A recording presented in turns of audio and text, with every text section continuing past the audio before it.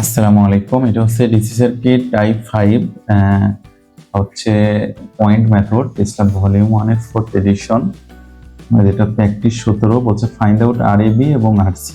ওকে, তো আমার এই সার্কিটে পয়েন্ট মেথড অ্যাপ্লাই করার কোনো প্রয়োজন হচ্ছে না। আমরা পয়েন্ট মেথড অ্যাপ্লাই করা ছাড়াই করতে হচ্ছে। আসলে অঙ্ক তো কখনো আপনাকে বলবে না যে আপনি পয়েন্ট মেথড অ্যাপ্লাই করে এটা সলভ করেন, বা এটা হচ্ছে আপনি এই পয়েন্ট মেথডের কথা আসবে না। তাহলে পয়েন্ট মেথডের কথা যদি না আসে, তাহলে আমি অযথা পয়েন্ট মেথড করবো না। আমি পয়েন্ট মেথড ছাড়াই সিরিজ প্যারালাল বুঝতে পারছি। কিভাবে বুঝতে পারছি?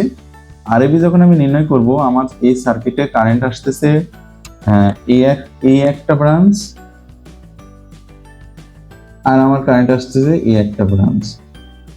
তাহলে এই ব্রাঞ্চ আর এই ব্রাঞ্চ প্যারালাল কত? 300 প্যারালাল 450 300 750। এর যেহেতু এর পাশে ওপেন হয়ে আছে 60, এখানে এগুলো কোনো কাজে দেবে না। তাহলে আমার এই ব্রাঞ্চ প্যারালাল এই ব্রাঞ্চ, তার সাথে 10 সিরিজ আছে। তাহলে কি 450 300 450 450 300 450, এর সাথে প্যারালাল আছে 300, এই 300 এই 10 সিরিজে। তাহলে আমার এটা রেজাল্ট আসে 250 ওহম। এটা হচ্ছে আমার উত্তর।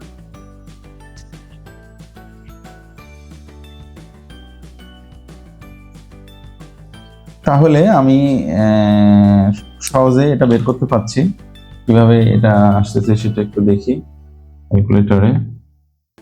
450 যোগ 300 যোগ 450 এত ইনভার্স যোগ 300 ইনভার্স বন্ধনী ক্লোজ ইনভার্স, আচ্ছা, যোগ হচ্ছে 10। তার মানে বন্ধনী দিয়েছিলাম শুরুতে একটা, কিন্তু আমি ক্লোজ করছি দুইটা। এটা কিন্তু ইরর আসবে, এই যে দেখেন। তাহলে আমাকে আরেকটা বন্ধনী দিয়ে নিতে হবে। দিলাম, তাহলে রেজাল্ট আসলো 250 ওহম। এটা আমার উত্তর। এবার কি হলো? আরসিডি নির্ণয় করি।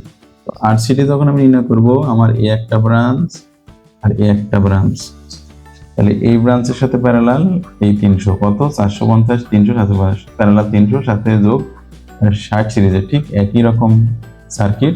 আর এটার মান আসে তাহলে 300 ওহম। এটা হচ্ছে আমার উত্তর। তাহলে আমার এই সার্কিটটা উইথাউট পয়েন্ট মেথড অ্যাপ্লাই করা ছাড়াই আমরা খুব সহজে সিরিজ এবং প্যারালাল বুঝতে পারলাম।